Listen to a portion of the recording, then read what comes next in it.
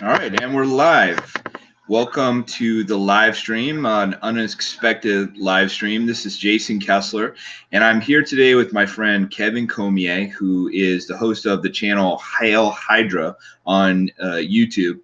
And we're going to cross-post this to both channels. Kevin, why don't you introduce yourself to people on my channel who might not know who you are?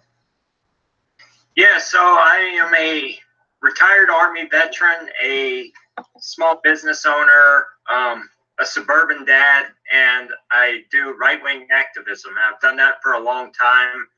I started with veterans issues and sort of moved into libertarian causes, and then I moved more into nationalism and really went down that rabbit hole. So now I do a YouTube channel and I do some public speaking, organize events, things like that. But my YouTube is Hail Hydra, as you said earlier. And that's really where I focus a lot of energy these days. And where does the title come from, other than the Captain America comic book villains? Well, that's exactly where it came from. I'm a big comic collector. I have thousands of comics, mostly old stuff. I don't like the new PC. Marxists ruin everything. But yeah, I collected comic books all my life. And one day I was reading a new Captain America comic that came out, and they made Captain America a Hydra agent. So I said, well, if these leftists think that Captain America is a Nazi and a Hydra agent, then hail Hydra, because whatever Captain America does is going to be right, and whatever the left says is stupid and pointless. Mm-hmm. Yeah, I do remember that comic. It's interesting how they try and make everything in comics into a social message these days. It's really ruined it. But I guess we started the concept of this thing is you're going to start the conversation. So whatever questions you want to ask me. For those on Kevin's channel, my name is Jason Kessler. I've been in the news quite a bit here and there, so you may have heard of me. I'm from Charlottesville, Virginia. I was maybe a year and a half, 2 years ago, writing creative fiction and poetry on a website, and I decided to get into politics, and I started talking about the local government and their push to remove this Confederate statue. I had some success writing on my website, and I parlayed that into writing for Daily Caller, Got News, VDare, and some other outlets. And I went on to organize the Unite the Right 1 and 2 rallies, which have been a subject of a lot of controversy.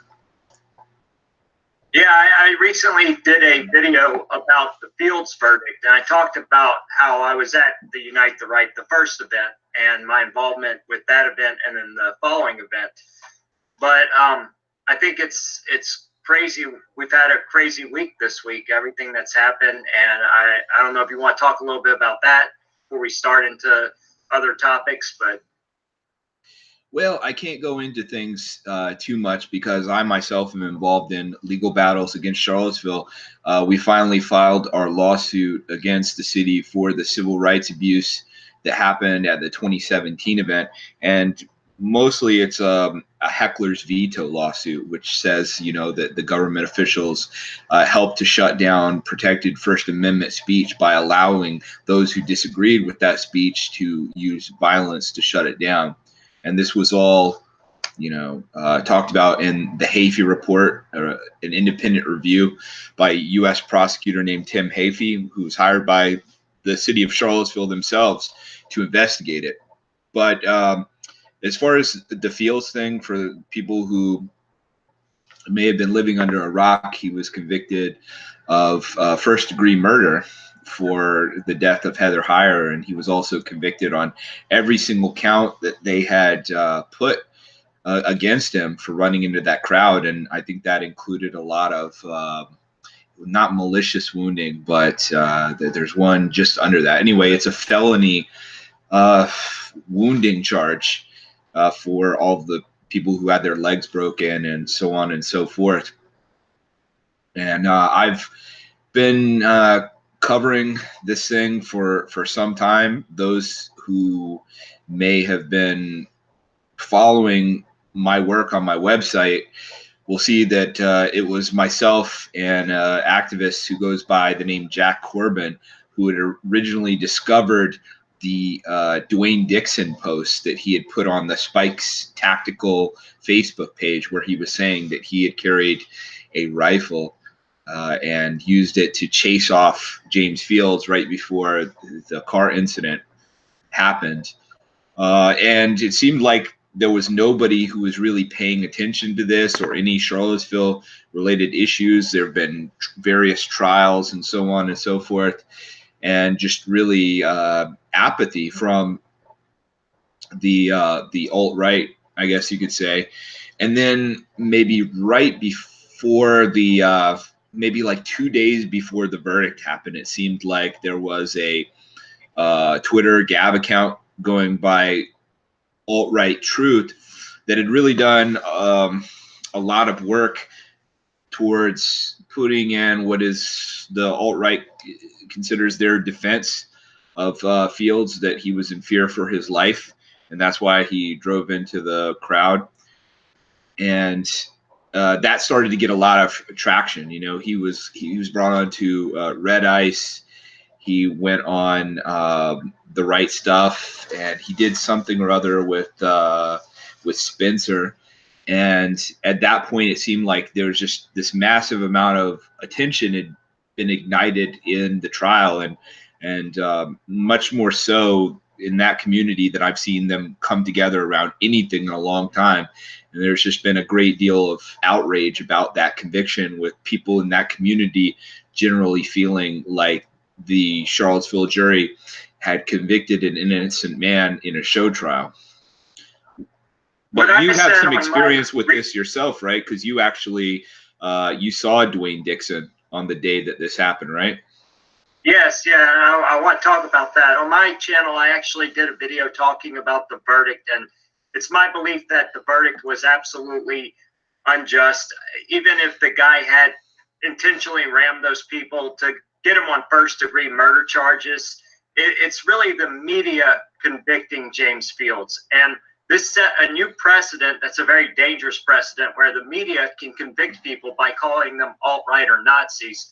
And what worries me about it, and I had leftists on my channel commenting, well, your side lost, you're just mad.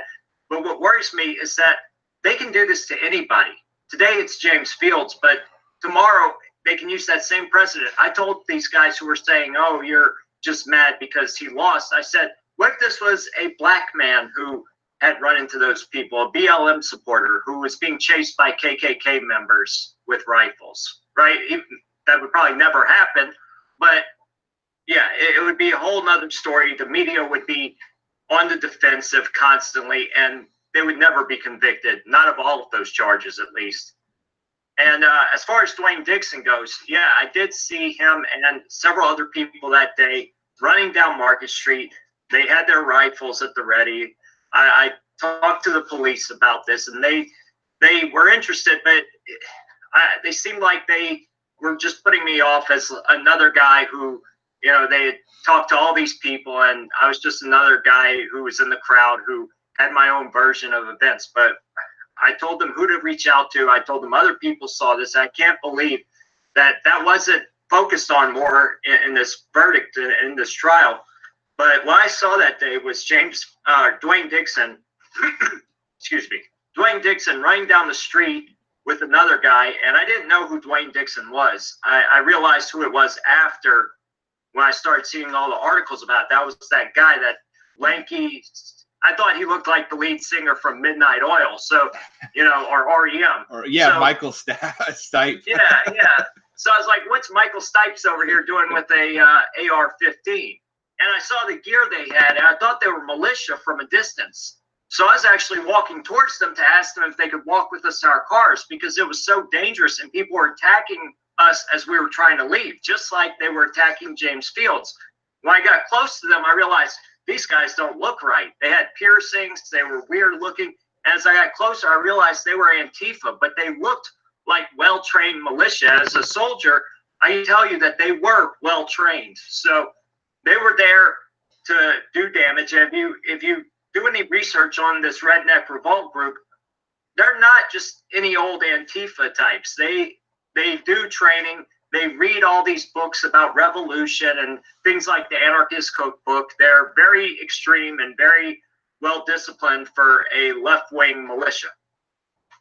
Yeah, for folks who might have been following everything I've said about this, and there's a handful of people who are really interested in this case. Some number of months ago, I had mentioned that I had come up with some information about the case that I thought would change the prospect dramatically. And that was basically just from having met you at a Patriots event in, what was it, North Carolina or South Carolina? Yeah, it's North Carolina, yeah. Just by chance. And you ended up telling me this story, and I thought it was pretty dramatic because there had been a sequence of evidence that had come together, which seemed to really be putting more of a solid foundation around Dwayne Dixon's admission. First, you have the thing on Spike's Tactical where he was saying that he chased off James Fields right before the accident happened. And then there were a few other people who had picked out videos from speeches he'd given. One was at Harvard, one was at another organization, where he had elaborated on it more, where he'd used technical terms, military terms, saying that he had his gun at the low ready position. He made himself seem really wanton and dangerous, really not a safe gun user, because he was saying that he wasn't sure who was in the car. He thought it might have been a police officer or James Fields, and then he pointed the gun. So, I mean, really, is it any better? If it was a police officer, why are you pointing an AR-15 at a police officer? But well, then there's no difference. But the real issue with it was, and something that I think a lot of people have to understand when you're talking about what's going to work in court, is there need to be more corroborating evidence, because a lot of people who aren't inclined to want to believe that this guy should be exonerated are going to say, well, this is bullshit. Dwayne Dixon is lying. But then when I heard your account, it put it more in perspective, like, hey, I have independent verification of this, and I passed on that information to his defense attorney, and I was really surprised that Denise Lunsford didn't end up using you, because you are a family man, you're a veteran, you're not one of like the more crazy people who's out there saying really inflammatory stuff. I mean, you're a pretty well-grounded guy, and you just happen to be in that area and have noticed what you did. I'm really surprised that that didn't end up going further. But I think my understanding of it is that you had also had communication with Steve Young, who is the primary detective on the case. And I've also spoken to Steve Young, and I think he was perhaps biased in his investigation of the case. And I mean, look, it's going to be hard to be a police officer in that community, and those people in the community felt like they had a duty to the community to punish the folks they saw as outsiders coming to demonstrate. They didn't see the Unite the Right demonstrators as fellow Americans. They saw them outsiders coming in to Charlottesville. And so I think he really wanted to convict Fields. And I can't really comment on the majority of his investigation, but my problem with him is I'd reached out to him and I'd said, look, there is evidence that that car was attacked before it went into the crowd. And he said, no, there's absolutely no evidence that happened. So then I took the still photo of what could be referred to as Swatter Man, the guy who had that pole or bat or whatever, and he's hitting the back of the car. And it's just it's a still frame photo. There's no denying it. And I said, well, look at this. How can you say that the car wasn't attacked? And he just he brushed it off. So that made me feel like he was biased and overlooking evidence that contradicted his theory. So when he was talking to you, there was some issue about the timing and the location that you were at when you might have seen Dixon, where you might have seen Dixon. And I think that's part of what sunk Dixon's testimony itself in the court, is they were using data from cell phones and cameras and so on and so forth to figure when Dixon was supposedly doing an interview about the rally, what time the crash occurred, to see if it was possible for him to have actually been there pointing the rifle at the car, like right before the accident when he said. And that seemed to, from that analysis, put some doubt on it. Do you think that that's why they didn't move forward with your testimony, because they weren't sure whether the time and location added up to be a factor for? Yeah, I mean, they asked me a lot of questions about that, but what happened, I was on Market Street, and we had to walk around the street where the car hit those people. We had to walk around the back, and the reason we had to walk around the back was because the police, and I talk about this in my video too, the police were using military tactics to break the crowd up into small little groups. So they would open a lane for people to walk down, and then they close the barriers after a few people walked down it. So it was just a few of us, and we didn't want to go anywhere near that street where the car hit those people. I think it was 4th Street, because as we were walking behind that street, my friend James was attacked by one of these Antifa people as he was trying to leave, and they were throwing stuff at us, but somebody came up behind him and hit him, and they were throwing bottles of urine at us and trying to push us and all this stuff while we're walking behind that street. And that street was full of people dressed in all black and people trying to fight us. So we just walked all the way around it, and we came back up another side street to Market Street. So I definitely believe people were attacking Fields' car down that street. And you talked about the swatter man.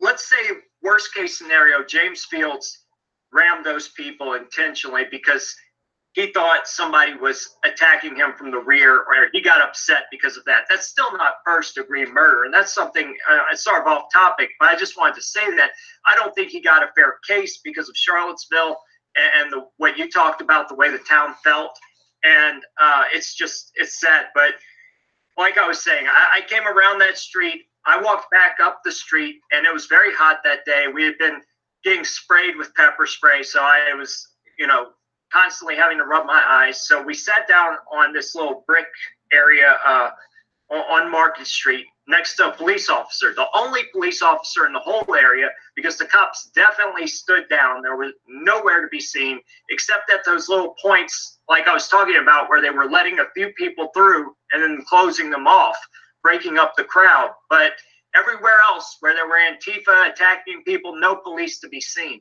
So we found one cop, and we stopped there for a minute to regroup, wash our eyes out, and try to find our cars.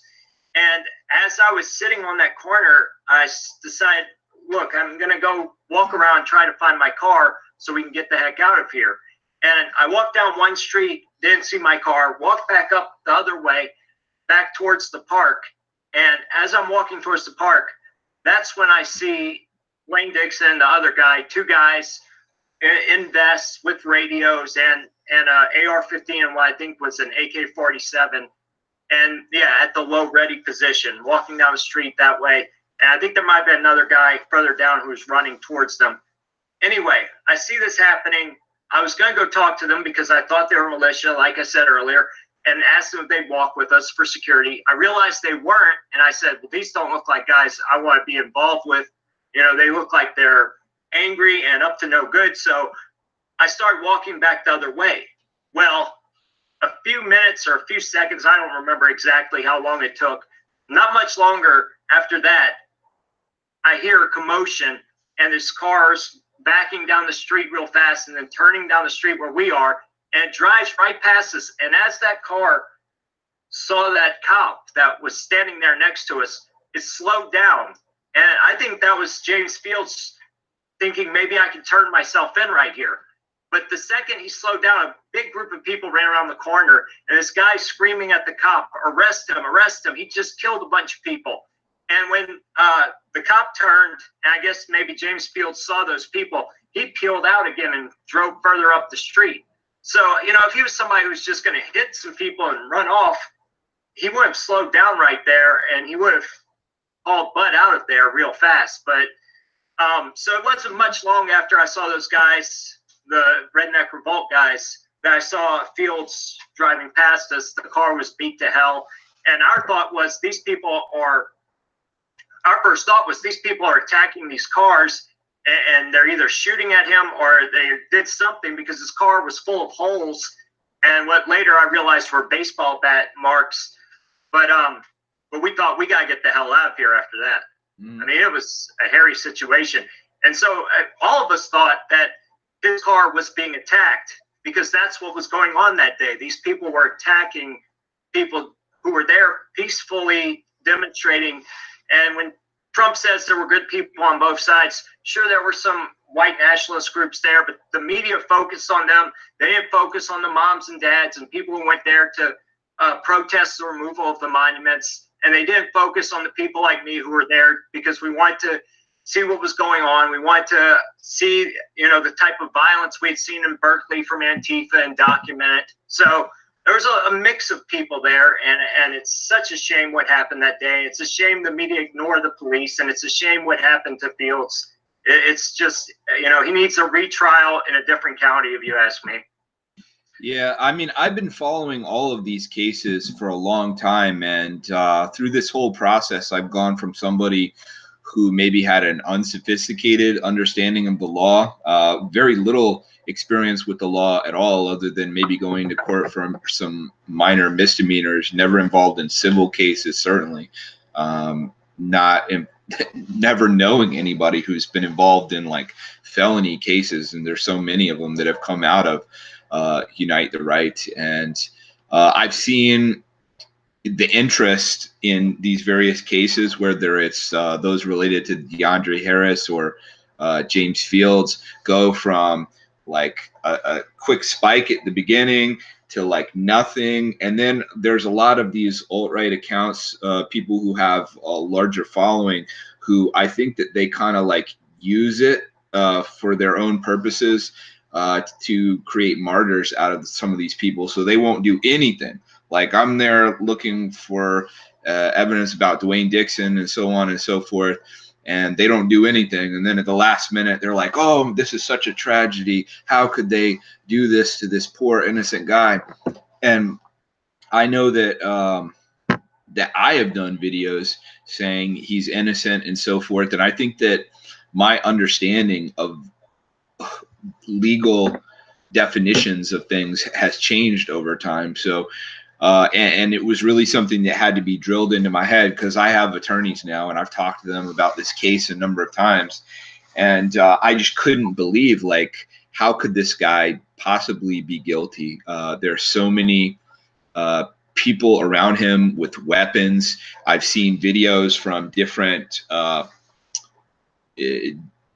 areas, like just a block away on Water Street, there's a car that is being kicked and people are throwing rocks at it and chasing it and all that. I mean, this is just right before the incident happened on 4th Street. And I'm thinking, of course, it would be a legitimate fear.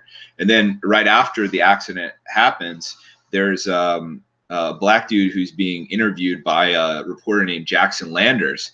And he asked the guy, what did you see? You were there, right? And he said, yeah, I was there. I'll tell you what happened. Basically, this guy was in the car. People looked in through the window and they could see he was an alt-right dude. So they started tapping on the window saying, get the F out of here. And he got scared. He tried to back up, hit a car behind him, then went forward into a crowd of people.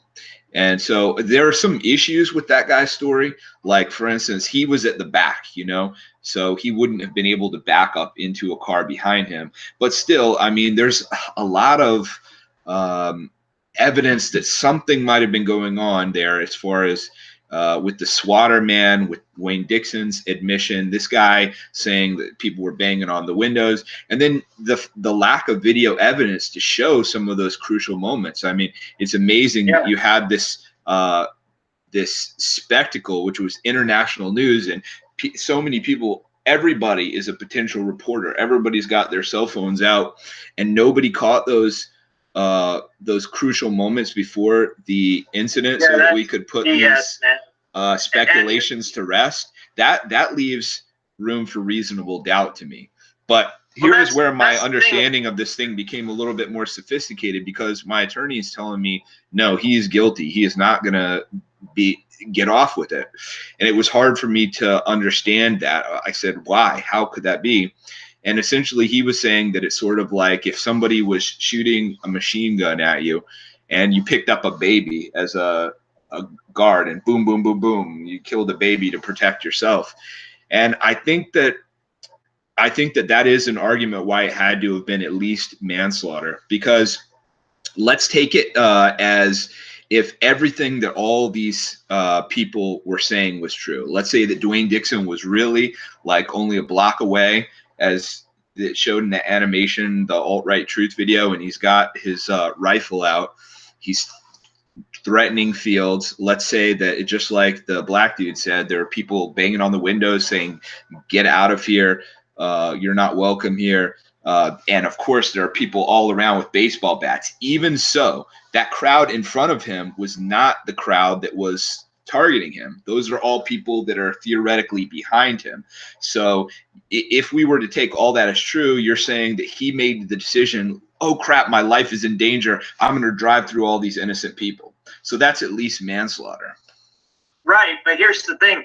Even if you hold up a baby to defend yourself from a machine gun, it's not a hate crime. And to convict him on that because he posted something on YouTube about killing commies or Black Lives Matter, hell, if that's the grounds for a murder one charge or a hate crime charge, we're all going to jail. I mean, I'm definitely going to jail for my Pinochet memes. So, yeah, you can't do that. Yeah, I mean, there's certainly an element of this thing, which is that he was treated more harshly because of his political opinions. And of course, people are angry about that.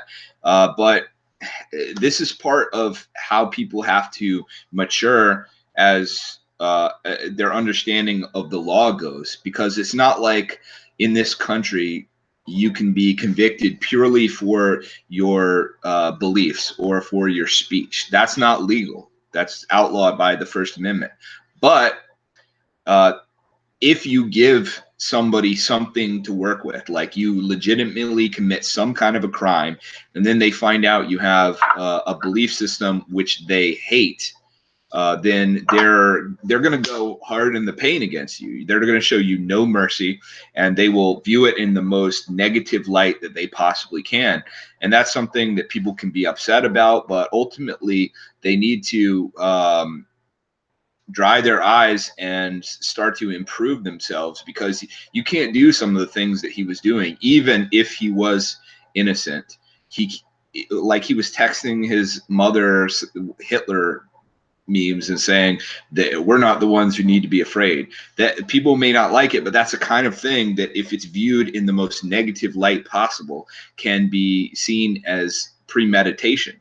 That doesn't mean that it really is, but that is the kind of thing. And people can't be posting like all this crazy stuff about ethnic minorities, like violent rhetoric, and then the second that something goes wrong, that's going to be, all they need to put hate crime charges against you. I think that in general, that's part of the symptom of what is wrong with the alt-right movement, is that it is just scoffed and laughed off the idea that it is a hate movement. Oh, you just call everybody a Nazi, but some of these people really are. I mean, Fields was opening himself up to all kinds of bad stuff because he was, like a lot of these alt-right people, in this cult of personality around Hitler.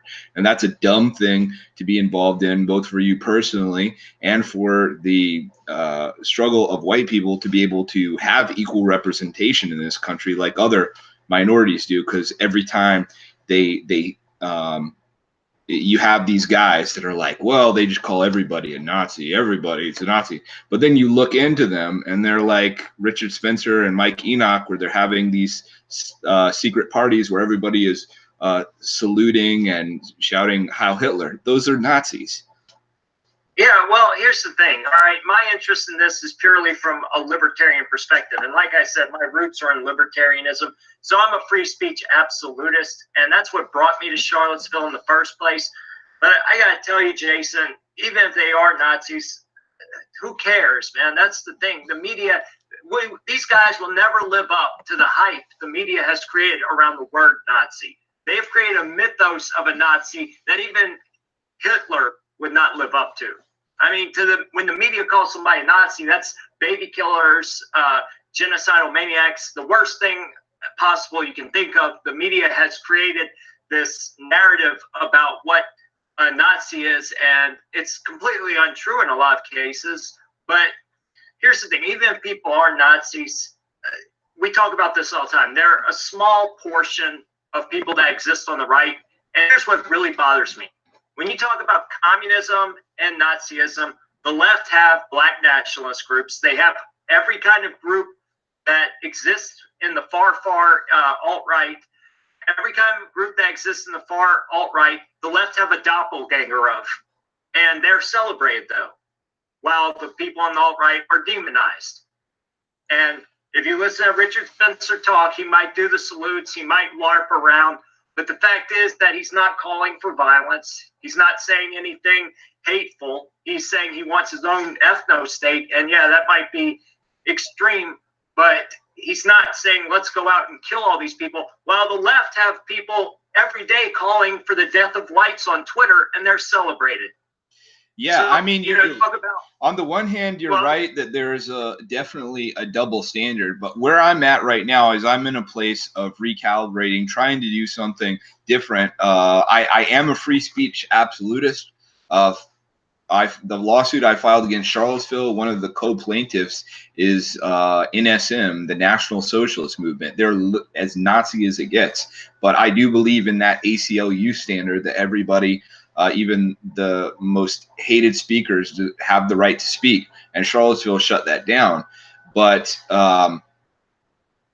I do think that it's important that oh shit, what were we talking about? I lost my train of thought there. Oh, the protection, equal protection, the hypocrisy on the left about, black nationalism and other types of hate groups which exist on the left. Yeah, I definitely think that we do need to understand that protecting speech is not the same thing as putting forward, we have to put forward bad ideas. So you were talking about white nationalism and Spencer, and he's not advocating for violence. But I think that there's an argument to be made that the alt-right is contributing to a lot of violence in a certain way. You look at it this way. Look at the idolization of people like Anders Breivik, of Dylan Roof, and there's no remorse about the fact that these people killed innocents. When Bowers happened, the guy who shot up the synagogue in Pittsburgh, I felt like it was time for me to start, condemning that stuff. But I didn't see anybody else do that. I saw not only silence from people like Mike Enoch and Richard Spencer and Chris Cantwell, they're making excuses for it. And Patrick Little was saying, I can kind of put myself in his shoes and why he would do that. So if you think about the way that these people have really gone beyond just criticizing Jews, which I think is it's okay to criticize any group of people, especially when you have university courses deconstructing whiteness and so forth. But right. What these people are doing is they're going so far in their criticism of Jews, they make it sound like they're not even human beings, and they're so evil, and they're every single problem you have, they're behind it. And so what other solution is there but to kill those people or kick them out at that point? If they're the source of all evil, it would be like killing a demon or something. That's the way they put it. And then you talk about the idea of white nationalism. I do think that it's I think that there's something to the idea of the Jewish people were advocating for the ethno-state of Israel for so long, and then they found a way to do it, and then they made that happen. So it wasn't like they were calling for the overthrow of their government. But I don't really see a lot of these white nationalists saying specifically, here's how we're going to do it. They're just saying that they're going to have an ethno-state. And in America, that necessitates the overthrow of the government. That's a very serious thing. You know, when you're talking about just, let's have this fantasy, but how does it actually happen? And then you think about it in terms of how would you actually get rid of all the non-white ethnic minorities out of the United States at this point? You would have to do it by force, right? So I don't see these people like Richard Spencer getting their hands dirty. I know from personal experience with him, he's the kind of guy that will put out organizations like League of the South or TWP as like his foot soldiers. He thinks that these people are just going to go out in the streets and do whatever for him. And that's just bullshit. That's typical, huh? You know, it's funny. The best way they could do that, if they really want to do it, would just be start their own little reservation under some sort of religious context and do it like the Amish people do or something like that. But I don't see Richard Spencer rolling up his sleeves to build barns. So, you know, but I want to transition because we talked about this earlier about the trying to start some sort of movement or group for people who want to advocate against all the anti-white or anti-Christian or anti-conservative hate out there, but that does not fall into that trap and start attracting people who will try to subvert the movement. Mm-hmm. Yeah, I mean, I think that it's important for all groups of people to be able to defend themselves. And in those groups of people that you talk about, I mean, all of them are certainly under attack. You do have Christian groups that are able to advocate for their interests. But I think that if you were to talk about men's rights having a serious group that could lobby on Capitol Hill, or you would talk about white people having an organization like that, it's just not out there. And there are some very, very serious impediments to that. And that's the kind of thing that I've been thinking about for a while now, because my vision is not to have a white ethno state or to bring the Fourth Reich or I'm not into that. What I believe is that if you're going to have a country with identity politics being such a primary focus of everything that's going on in the political landscape, then you need to have white people represented as well. And it's not enough to say, well, there's still a white president or Fox News has some white anchors or whatever. But those people are terrified to talk plainly and matter-of-factly about the issues that affect white people. And I think that's one of the things that the alt-right did do right, and in some ways continues to do right, is they do talk about these issues because they're unencumbered by the social taboos and mores about what they're allowed to talk about. But I think that the alt-right is sort of got its one foot in this new way of looking at the identity politics landscape, which is more based in civil rights and so on and so forth. And that's the aspect where you know, there was an account on Twitter called Verified Hate, and they would track all the anti-white statements all these people, even mainstream media journalists and celebrities, were making, and seeing how they were not punished for that, whereas people who made statements against other groups were severely punished and deplatformed. So that's the kind of thing that's a legitimate concern. But on the other hand, my experience with the alt-right movement is there are definitely people who have their foot in this other door, which is in this like neo-Nazi Ku Klux Klan style thing, which is just like spewing hate towards other people.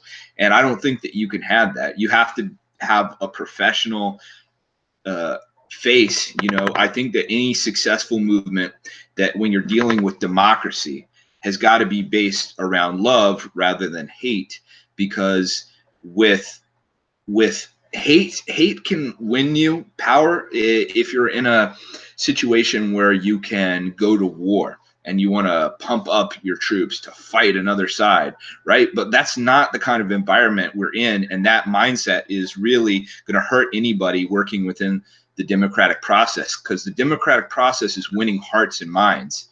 And even in white America, there's a lot of people who would be open to hearing white folks speak about their interests and lobby for their interests, but they don't want to be dragged down with this baggage and stigma of people that are just like obsessed with Jews, or like blaming everything in life around black people.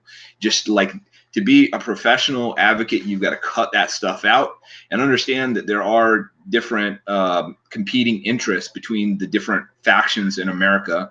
The NAACP is going to advocate for what they're advocating for Black people. The ADL is going to advocate for what they're going to advocate for Jewish people. But the only way white people can start to get in the game and start to make a difference is to field a team.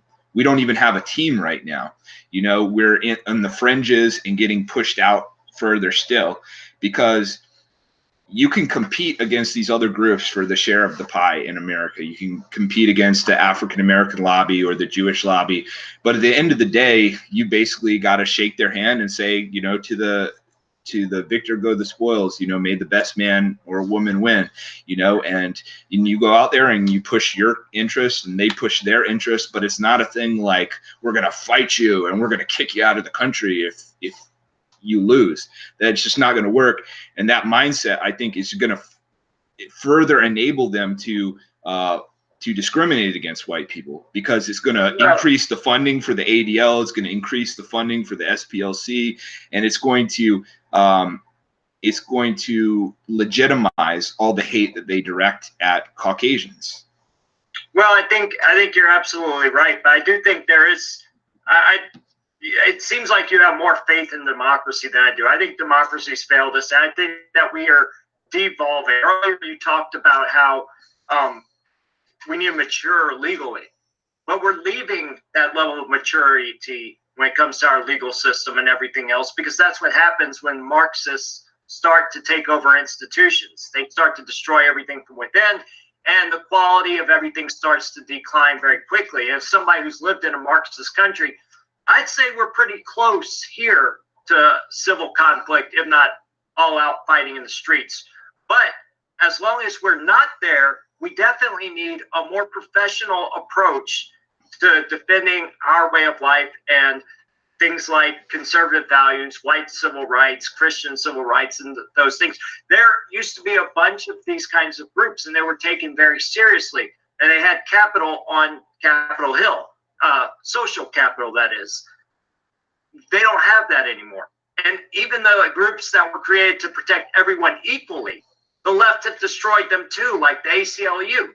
After Charlottesville, the ACLU is no longer interested in civil liberties for everybody. So now there is a time for a professional white civil rights group, a professional Christian civil rights group, a professional conservative civil rights group. And what you talked about with these groups like the ADL, we do need something equal to the ADL for people like us. And I say people like us, I just mean white males who live in America, who are not hateful, who do not care about, who want to get into identity politics, but without any kind of hate as a motivating factor. People who just want to protect our interests because we see the attacks that are going on. And so the best way we can do that is to model ourselves after the organizations that have been successful. I want to read to you something I wrote down earlier. It's from the ADL. And the ADL, what they do is they don't go out and attack anybody necessarily. I mean, they do to an extent, but mostly what they do is they expose the hate that other people are lobbing at Jewish people or other minority communities. And in some cases, they are way too extreme, and they try to make a mountain out of a molehill. But basically, they have the power to cut funding to groups, to create boycotts, to get groups censored. We see censorship all over the internet right now because of groups like the ADL. And I don't want to get in this battle where we're taking away more liberties from people. Unfortunately, if we do the same thing they do in regards to things like the verified hate and all these hate comments from leftists on Twitter, we're going to end up having to have them censored too. And I don't want that, but let's at least have an equal playing field. If people expose it, then Twitter will be forced to reevaluate their standards for these kinds of actions. So the ADL's mission statement, this is what I want to read. To stop the defamation of Jews and secure fair and equal treatment under the law for all. very inconspicuous, right? Right. That's the way it should be. You want to keep it low-key, inconspicuous. Yeah. Yeah, it doesn't say a bunch of communist subversives fighting to undermine America at every step. But well, I mean, I think that, the name of the game with politics right now is identity politics, and these advocacy groups that are advocating for some identity or another are extremely powerful. The ADL is extremely powerful, and I'm sure they're becoming more powerful after the 2017 event. I'm sure that they saw like record fundraising totals from that after that event. I think that, they just have so much power now, and power corrupts, and that's the thing where people are going to abuse it. And they have so much power now that they can go to Twitter or Facebook and decide that people shouldn't be allowed to speak on those platforms anymore, and that's authoritarian, and that's an abuse of power, and that's definitely where it's gone wrong. But there's also this, and these groups like the ADL and the SPLC, they have an interest in provoking outrage from the people that are interested in their activity, because that's what keeps their audience engaged. That's what keeps people feeling like there's a need for those organizations to be around, and keeps their funding going up. But I do feel like, you can talk about theoretically we shouldn't have identity politic organizations, and everybody should just view other people as human beings, like some kind of universalist religious sense or something. But in politics, that's just not a reality. And so if we want fair treatment, we have to fight for fair treatment. And I don't think that that's something that white people have done adequately. Right now, we're split in this sort of like Jekyll and Hyde persona as a race of people in America, where on the one hand, we're Dr. Jekyll, who's too nice, too nice to really win and do what it takes to win, right? And then on the other side, you have Hyde, which is like these alt-right people who have gotten so tired of these nice guys, afraid to offend anybody, afraid to stand up for anything. So they're like, F you, I'm going to offend you on purpose. That's my point, and I get off on it. And neither of those things is quite right. In order to be a master of anything, whether it's being a swordsman or a baseball player or a gardener or whatever, you have to be able to sublimate like the things that make you angry, the things that make you happy, like whatever, into a creative energy. And that's what white people need to do. They need to be able to rein in their id and their shadow and all these dark impulses into something constructive and something which you can view in the light of day. And regular people will say, hey, this is a normal, productive thing. Yeah, I mean, there's always going to be resistance. And if you start a group like this, and I think we need to really look at organizing this, but if we start a group that is akin to the ADL, and I know there's groups out there like the GDL, the Goyim Defense League, and they're mocking the ADL, but I'm talking about a real group, not LARPing, not mocking, not trolling, but a real group dedicated to just calling out the hate and the attacks against white people by the media and by people in academia and all these other things that we're seeing happening right now. If you start that legitimate group, at first they will be called Nazis or KKK or whatever. The media will try to destroy them. Groups like the ADL will try to destroy them because they are competition. But we're still the majority in this country. And the fact is that if every other group has representation in Washington, a lobby, then we should have a lobby too, especially when it comes to the kind of attacks we're seeing and the kind of hypocrisy we're seeing with the hate on websites like Twitter and Facebook and YouTube. And so I think that we do need to approach this from a very serious manner and dedicate time and resources to starting a group that can lobby representatives openly in Washington. And that's going to take time because, like I said, the media will attack it at first. They will call them Nazis and hate and everything else. But as time goes on, if we remain professional, if we remain dedicated to legal actions and staying you want to be above and beyond reproach. And that's what we have to be, because any little thing will be called out by the media. So that's the first thing.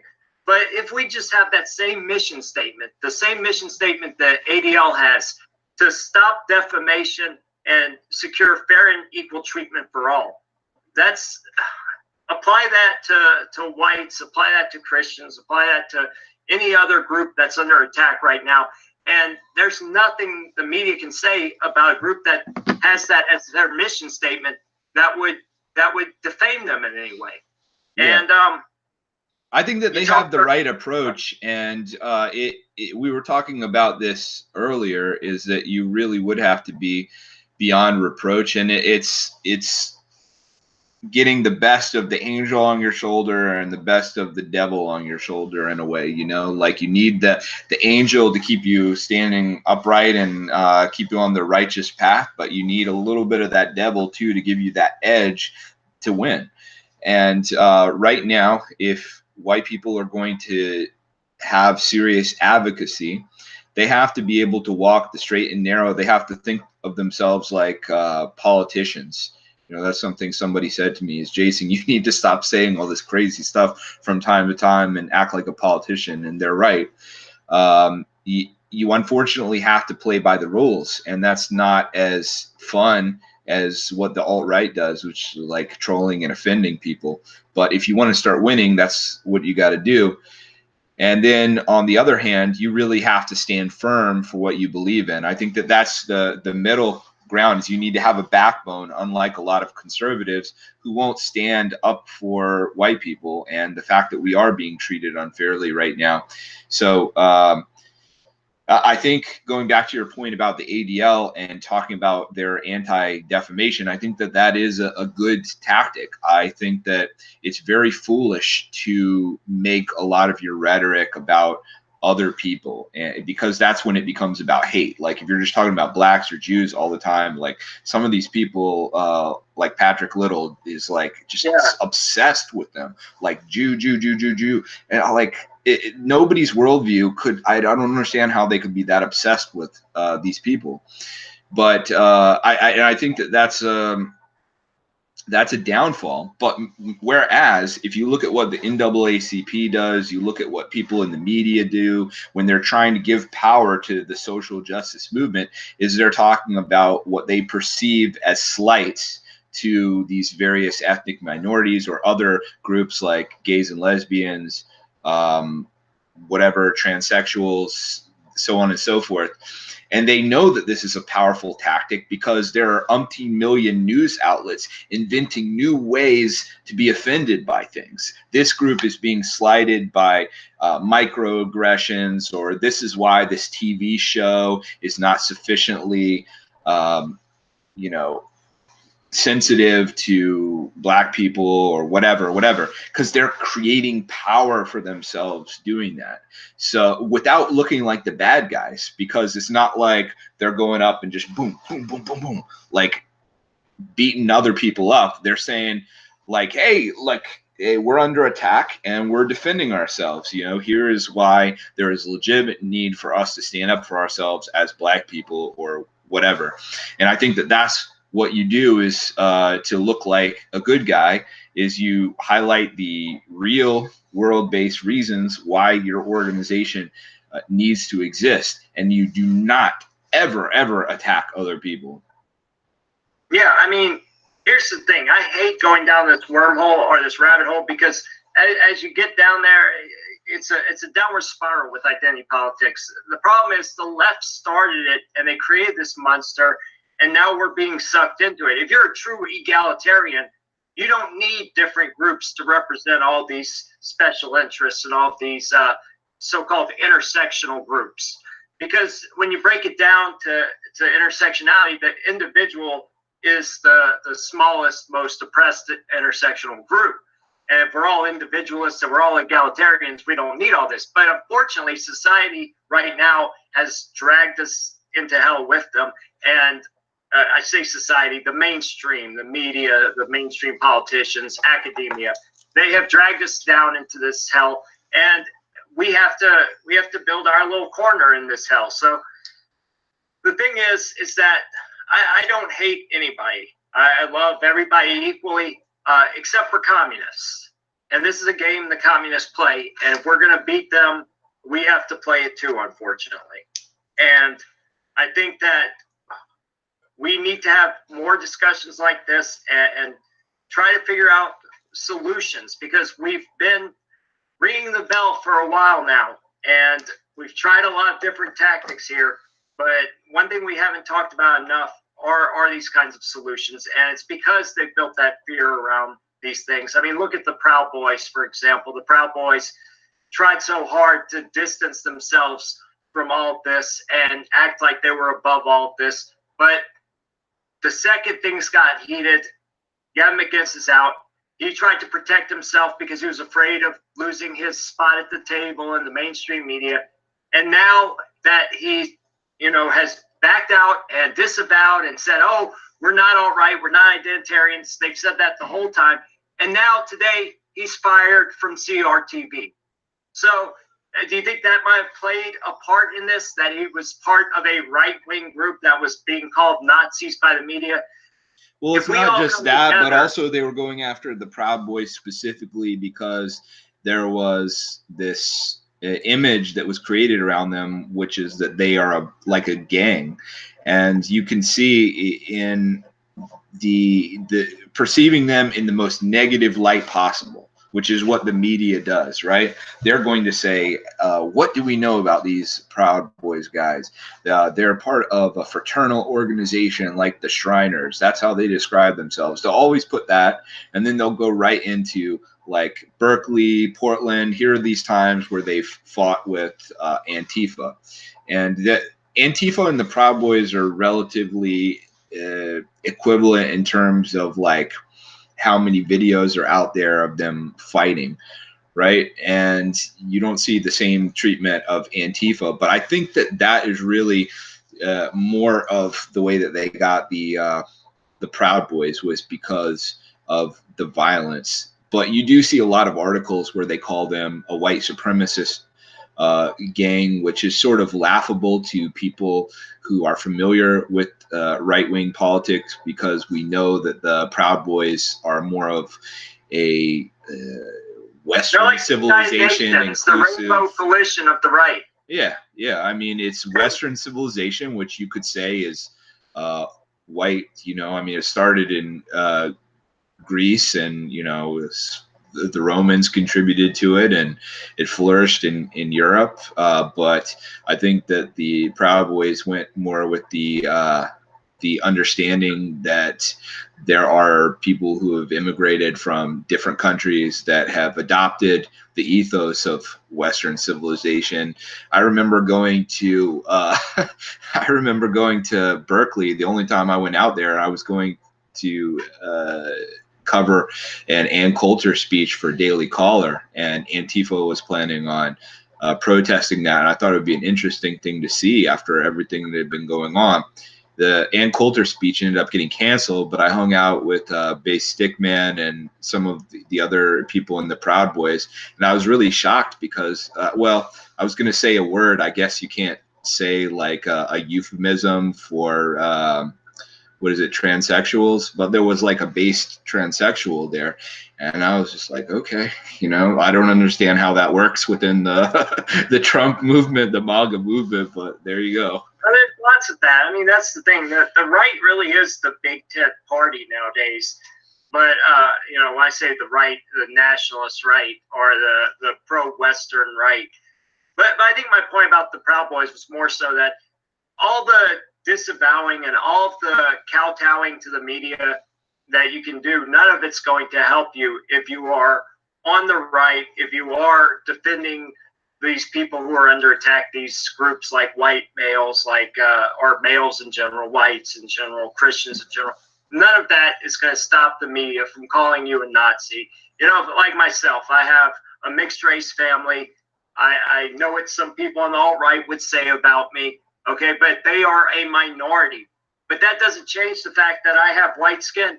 And I don't hate any minority group, but I realize that people who are white are being attacked, and they have done so much for this country. Most of us are just suburban, middle class, living our own lives, the least likely to go out and hurt somebody, the least likely to go out and try to offend somebody, but constantly demonized. And so there needs to be a group lobbying for those interests. And sadly, we could start another group that lobbies for suburban middle class interests, or whatever else you might want to associate with white people, or the left want to associate with white people.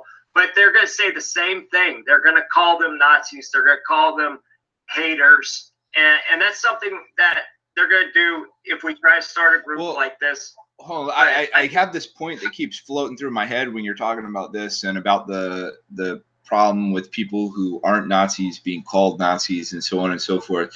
And I was going to say that I think that right now the social justice, the perpetually offended left, and the far right of the right wing, like the alt-right, are sort of in a feedback loop right now where they're feeding each other, you could say. But I think that it's definitely going to the benefit more of the social justice Antifa types than it is the alt-right, because basically the left has found out that this outrage culture has allowed them to take power. People, they create a problem. That's something that throughout history people have done to gain power. And then they say, we have the solution to that problem. Just give us the money, give us the organization, give us the political influence, and we'll stamp out this scourge of racism, right?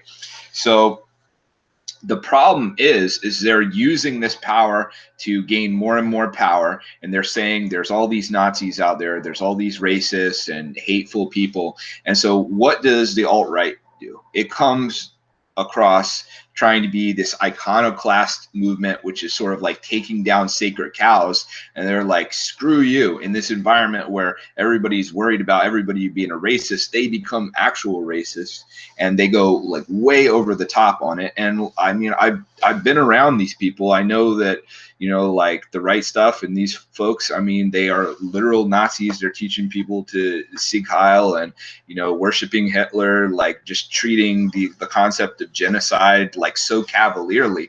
I mean, these people would be terrible if they had actually achieved any power. And so the left, which was so hungry to have this scourge of racism that they could portray to the American public to get more funding and more power, suddenly they have this alt-right come along, and it's like a content machine. There's a lot of websites like Right Wing Watch. All they do is just repost what the alt-right is saying.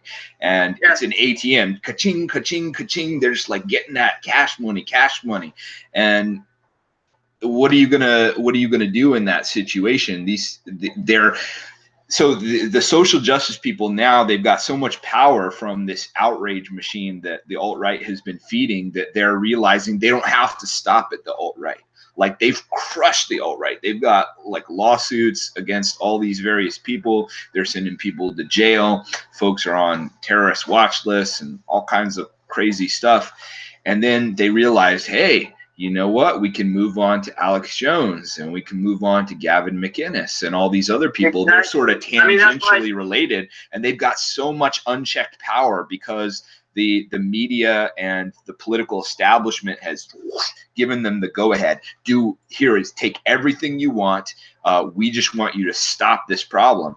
And in the process, these folks have done away with a lot of the foundations of American society, because there's like chaos now. Like, the American society has become like, if you were to heat up a chemical under a Bunsen burner, or on top of a Bunsen burner, if you studied your biology class, physics, the molecules, when things are cold, there's not a lot of energy and everything is tightly packed together. But when things heat up, there's chaos and all the molecules are getting further away and spreading out, and there's a chance that it could just turn into smoke and go away. I believe they call that Boyle's Law, but that's exactly what I was getting at. These groups like the Proud Boys, these groups that have apologized or distanced themselves from pressure created by the media, I think that kowtowing to the media or buckling under their pressure is very destructive. It only lets them take more power.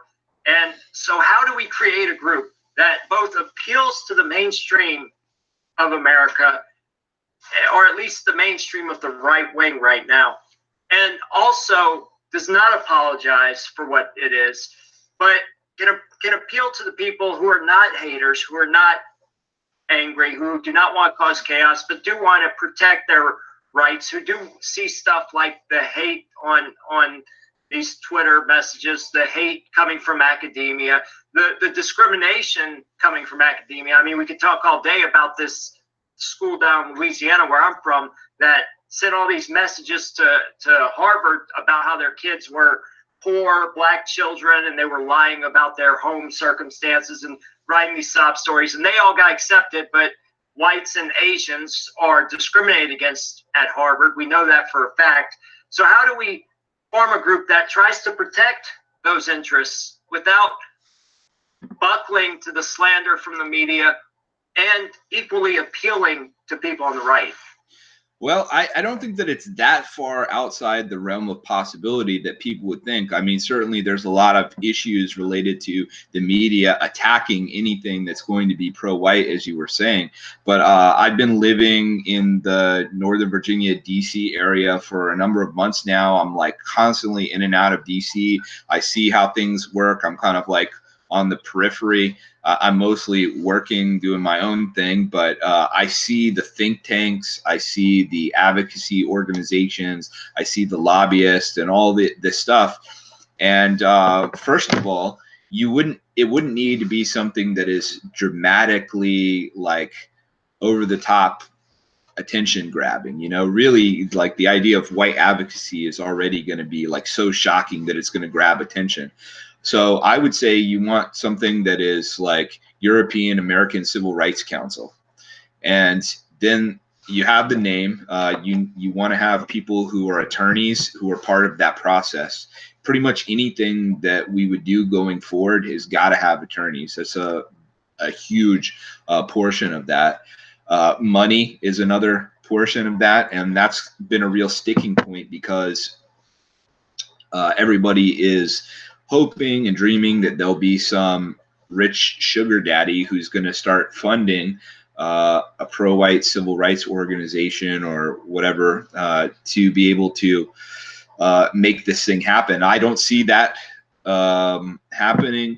There are models that people have, like Identity Europa has, where it's a membership-driven thing, and people are paying per month, and that seems to work for them. I'm not really sure why they don't step up what they're doing in Washington, D.C., other than the fact that they're sort of hamstrung by what the right wing or the white identity movement, alt-right, is hamstrung by in general, is that everybody is terrified to have their name out there and their identity out there. That's the thing. I mean, if you try to do members, then automatically we might lose because of that guilt by association if one of the members turns out to be somebody like a Richard Spencer or not even necessarily Richard Spencer, but you know what I mean. If somebody posted anything and they're a member of that group, and the media can latch on to that and say, here they are, we told you they were KKK, we told you they were Nazis, here's evidence. You want just a donation group. The group, obviously, you would need some structure. You need a CEO, a CFO, and some legal practitioners. But the real structure of the group, I think, would have to be more like the NRA, where you survive off donations and you have your core administration. And I think that would work well. And I think that there are definitely people out there who would give money to a group like this. You know what really gets me? When I was in the Army, we used to do this donation drive for charity. And each year, the Army would give you this list of groups you could donate to, part of your paycheck. So as if Uncle Sam and their corporate cronies don't take enough of your money in the Army, they're giving you a list of people to give money to. But what always got me was on that list, there were groups like the Nation of Islam or these other groups that were obviously very far left, anti-American, and some of them were actually what would be considered like a left-wing identitarian group, like a black nationalist group, or at least something of that nature, like a Nation of Islam type group. So the military had people fundraising all of its soldiers for these causes, but you would never see something like this, a white civil rights group on there, because the media, all the institutions, the corporations, they all have officers there, equal opportunity officers, who are not for equal opportunity, but are there, in fact, with their social justice degrees to push Marxism and attack the majority population in this country. So I think you'd have to survive off of some sort of donations from the public, and you'd have to have people to go out and fundraise. But I think the best people to appeal to are just middle-class Americans, maybe seniors who are retired, and they can give $5 a month because they see what's happening and they see that America has changed a lot, and they've seen how it's gone from equal treatment and how things have not gotten better with race relations, how whites were never all of these things the media and the left make whites out to be now. They were never that hateful. They were never that violent. They were never that against the interests of equality for all. And so the older people, I think they see that, and they'd definitely be willing to support a group like this. But I think that we'd have to raise funds. We'd have to have lawyers and an office in D.C. But we can start small. We can start small with just a group of key members who can volunteer their time and money and resources to making this happen and grow it. All groups have to start somewhere. But I think eventually we'll need an office in Washington, D.C., where we can have lunch with people who work for senators, who work for these lobby groups, and interact with them so that these issues can be brought up in the halls of Congress later on. Yeah. I actually have a solution that is viable and it's ready to go as far as dealing with the financing and fundraising issue, but I'll get a little bit more into that later. I think that before the model that you're talking about is going to work, which is people around the country donating, you know, like when you were speaking, I could envision, you know, listening to Rush Limbaugh, and then there's an ad coming on that's like, do you care about the blah, blah, blah? And then you just contribute X number of dollars per month. You can help to do like that kind of ad. You could do that at a certain point, but right now there are limitations. First of all, you know, you have to disassociate the white identity civil rights movement completely from this hate stuff, you know, I mean, which at this point that means completely disassociated from anything in the past dealing with Nazis, with KKK, and with the alt-right, frankly. I mean, the alt-right has got like most of its feet in that door right now. I think you know, it's become a lot more extreme since they kicked out more of the more moderate people and then redefined that as alt-right. So the other thing is, so you have to prove to the public that you are a legitimate mainstream group that's people shouldn't get all worked up about, in other words, so that you could put that ad after Hannity or after Rush Limbaugh, and people wouldn't be calling the station, and the station wouldn't be buckling and shutting down the ad campaign, or you know, punishing the host for allowing the ad to come on the air in the first place. So you have to, number one, disassociate it from any kind of hate, and that means doing outreach to other ethnicities and their organizations and so forth. You have to build community in the white community and in other communities in America to do that. But second, you know, the American people and people in general respect a winner. And right now, the white identity movement doesn't have the perspective of being a winner because the power is all against us. And I think a lot of these folks who've had this cavalier idea of just like poking the bear and offending people, they've been waving a red flag in front of attorneys and multi-million-dollar media organizations and powerful ethnic lobby groups like the NAACP and the ADL, and they've just been crushing. I mean, they've been crushing me personally. I've worked as hard as anybody possibly could to negate the negative effects that that rally put on me.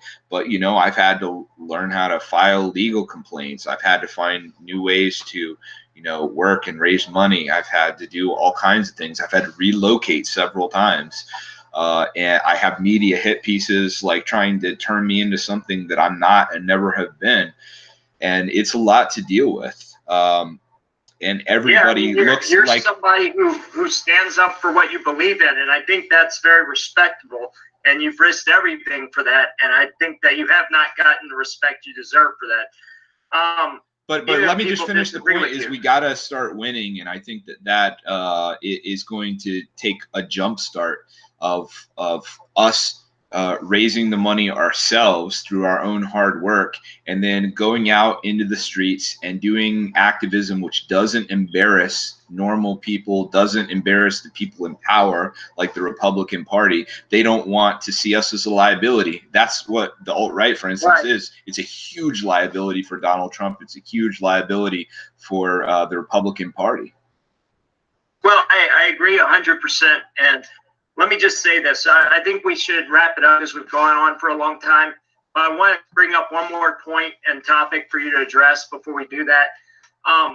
First of all, we do need to start winning. And winning is something that we can do very easily with small victories. And one of those small victories would be you winning your lawsuit in Charlottesville. And so I thought we could wrap this up by you explaining what's going on with your lawsuit. And before you do that, let me just say this too. If there are people out there who are listening to this, or if you're going to watch this later and you see this, you guys can help us out here by thinking of your own ways to do protest, activism, whatever you can do that will be above and beyond reproach, that will bring up these issues the right way.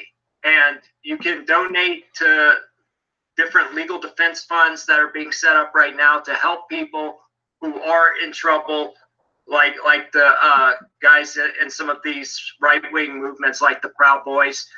But you can also help us with this. If you have an idea of how to create this kind of group, or if you have an idea of how you can contribute, if you were a lawyer or something like that, contact either me or Jason. Jason, go ahead and tell everybody what's going on with the Charlottesville lawsuit and how they can help you out with that. Yeah, this was something that was a long time coming for those who have been viewing my videos on my YouTube for a long time. I've been talking over and over again about filing the lawsuit, and it seemed like it was never going to happen, to the point where people are like, hey, this isn't happening, blah, blah, blah. But it was just, unfortunately, the legal system moves slower than I would like it to. We also had to defend against all the stuff that was coming against us. I really had to put together something with very little resources. The alt-right community was not very supportive of this, and I had to find the attorney on my own, pretty much just with help from Matt Parrott, who's another activist who was at Unite the Right. He helped introduce me to the attorney, James Kalinick. I found the local counsel myself, Elmer Woodard. He'd actually contacted me shortly after the event. And we've been waiting. And I think that the attorneys were sort of, they wanted to make sure that they had exactly the right case to put forward, because whether we like it or not, the trial is going to be in Charlottesville, and there's going to be certain prejudices that members of a Charlottesville jury are going to have that they might not have in like Alabama or Texas or something, right? That doesn't mean we can't win. I think a lot of people have seen the trials that have gone on there and are like, darn it, there's no way you could get a fair trial in Charlottesville. I don't think that that's true. I think it's going to be harder. But I've actually, I've won numerous cases there. I've had like 3 different criminal trials there that have happened since Unite the Right, where they were just basically trying to come up with BS, not even having to do with the rally, to convict me. I won all of them. I've actually sued people and won, not for any high dollar amount of money, but I argued myself and won against Antifa attorneys So those are all positive things. But if people want to read specifically the lawsuit that we ended up filing, it's on my website, jasonkessler.us. And you can see like everything that we put in there is pretty much indisputable. It's all stuff that was detailed either in reporting, eyewitness accounts, videos, and the independent review done by former U.S. Attorney Tim Hafey. So when it talks about the police chief telling the police officers, let them fight, it will make it easier to clear an unlawful assembly. That's all documented. Other police officers heard this guy saying that. It shows that, you know, at another rally, another hate rally, KKK rally that happened in July, the police were able to protect those Klansmen who wanted to speak. They know how to do their job. They just didn't do it on August 12th. And it led to tragedy and disaster for a lot of people, but most specifically for us, it led to a deprivation of our rights as guaranteed by the First Amendment. And so if you want to check that out, that's there. If you want to donate to help the lawsuit, all my payment processors are shut down, but if you click on the donate link on my website, you'll see the address where you can send cash or check to the attorney, James Kalinick. Just make it out to James Kalinick and make sure there's a note saying that it's for the Kessler Defense Fund. And I will, it's something that's going to take a while. It's going to take 2 years, and there's going to be a lot that goes into it, depositions and discovery and so on and so forth. But I do feel like it's a very strong lawsuit because it just sticks to the facts. I can't see how the city could possibly get it kicked out in a motion to dismiss, because they have to take all the facts alleged in that document as true. And it's just like the most textbook heckler's veto case that could possibly exist. And one other thing I would like to say, besides the lawsuit, is that I do have a business model that people can use if they want to make money for themselves and contribute to activism, you know, whether to help this lawsuit or to help make European American Civil Rights Council or, you know, anything related to this. It's something that I would have to talk to people offline about. The less that I say about these kinds of things to the public, the better. But it's not BS. You know, I can easily make workers, you know, $18 an hour at least, and then the people who are managers, they could make more than that, and they could do it in any city in America pretty much. And that's something that would definitely help it. That would definitely be viable as a funding model. But the caveat would be, it's just like with the Civil Rights Council, it's not for wackos, you know. Like if you are doing a business, even if it's with the idea that you're trying to help out other activists towards white advocacy, you have to understand that you're still going to be serving customers who are of various ethnicities and religions. Different people are going to be working for the business. It's not only going to be white people that are working at the business. And so it's just like everyday life in America. You have to get along with people. But that is something that people can reach out to me about. I'm on Twitter at the Mad Dimension. I'm at the Mad Dimension on Gab. My email, themadddimension@gmail.com, and there's other contact links on the website, jasonkessler.us. Great, man. Yeah, it's very important. Your lawsuit really will set a precedent, and I think we've seen in Portland and other cities the problem with these police standing down. I think that there should be another lawsuit against the city of Charlottesville for infringing on our civil rights and putting us all in danger with these stand-down orders, and also lawsuits against the cities of Portland and Berkeley for the same thing. And I do believe that some of these cities are coordinating with the groups like Antifa. One thing I saw in Charlottesville was a cop marching a group of Black Lives Matter activists into the crowd sort of try to intercept that crowd as they were being marched out of the park. So some really crazy things were happening that day.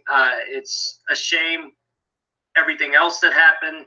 It's a shame that the media doesn't bring up the police that died. Those families should sue Charlottesville and the city itself and the police force for putting their husbands' lives in danger. And it's very sad. You know, if the police hadn't done what they did that day, that chopper could have gone home and parked itself, because there wouldn't have been any violence or anybody moving up and down the streets like that.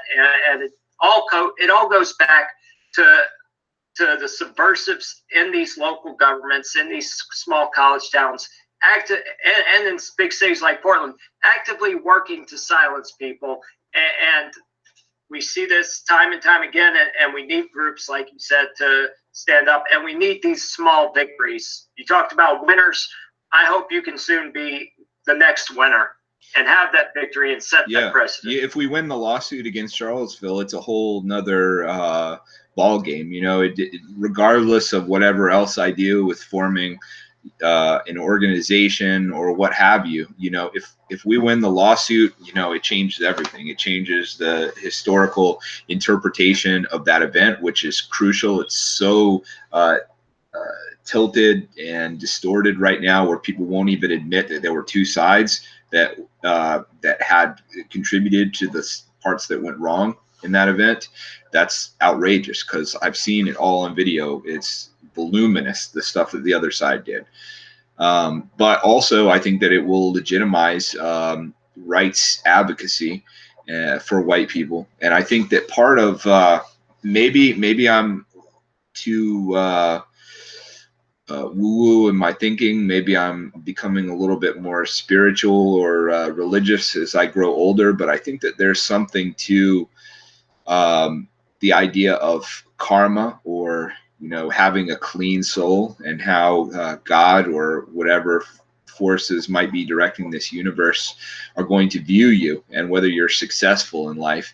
And I think that a lot of the way that the white identity movement has started out, which has been so focused with hate, unfortunately, is drawing on the negative side of the human spirit, and has brought about a lot of bad karma. And we're seeing a lot of that stuff play out. But I know, while I might not have been perfect, I think that my heart was in the right place with what I was doing at both of these events, the first Unite the Right and the second one. And I think that if I learn from my mistakes, and I'm willing to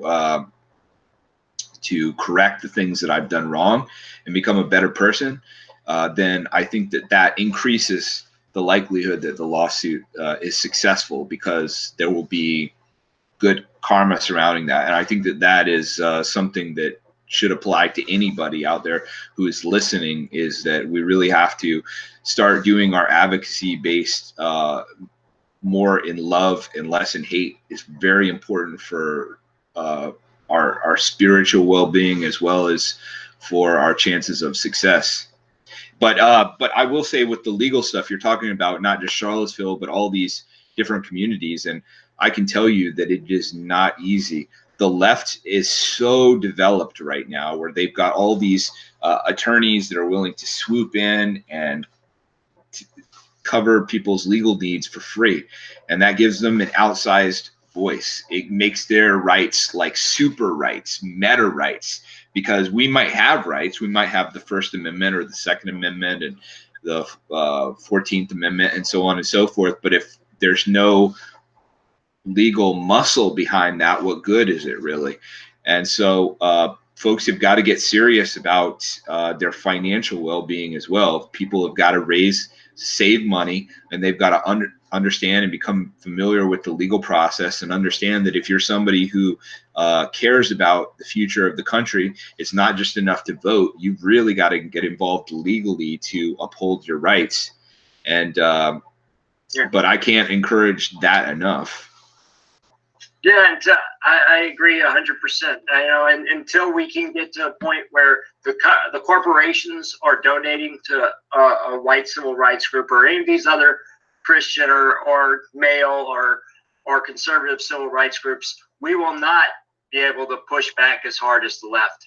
And so we have to develop these things slowly and very thoughtfully. And I agree with you 100% that you should focus on love, not hate. I only hate one type of people in this world, and that's Marxists, because they bring all this dysfunction and all this hate towards our society.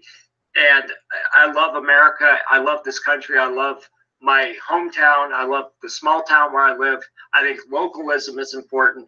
And to all my viewers who on my channel, when I post this, who think, well, you know, you're sounding too much like the alt-right right now, I'll just say this, that the attacks on white conservatives or whites, conservatives and Christians in this country, that's all Marxism and that's all authoritarianism. So, you know, there's a libertarian root to this, there's a conservative root to this, and there is a anti-Marxist root to this. So yeah, everybody, you can check out my channel. It's Hail Hydra on YouTube. I hope you guys will all subscribe and follow me. I do some serious videos and I do some sort of silly stuff, but you know, that's just who I am. I'll let you finish this up, Jason. Yeah, Kevin is a super cool guy, and I know that he is one of the most genuine and sincere and loyal, like friendly people that I've met since I've been involved in this political activism, and they're sort of few and far between, I'd have to say. So I couldn't recommend Kevin and his channel Hail Hydra enough. You know, it's good to build up people who are worth building up. And if you're a fan of my work and my channel, I would highly recommend you check out Kevin's channel. He's a patriot. He's a military veteran. He's not like exactly alt-right, I would say, but you could definitely hear that he is not afraid to stand up for white people or men or Christians or those who are viewed as, you know, the oppressor class, but really there's a lot of folks who are not feeling too much like oppressors, and they're feeling pretty downtrodden. We need folks to support them too, just like other folks are being supported. So thanks for chatting with me today, Kevin. It's so much easier to speak to somebody else on these videos than to like try and self-generate things. Yeah, I know I'm not good at just going off the cuff on live stream either. But yeah, it was great, man. I'll talk to you soon. Oh, do you have social media? Can you throw out your social media to people? Well, I don't do too much social media. I have Facebook. You can find me on Facebook. It's Kevin Cormier. And I've been banned for life from Twitter and everything else. So just you can follow me on my YouTube and message me on my YouTube. I respond to every message. Even my videos that have 100,000 views, I respond to everybody. So. All right. Thanks for coming on, Kevin. Merry Christmas. Yeah, great, man. Thanks. Later.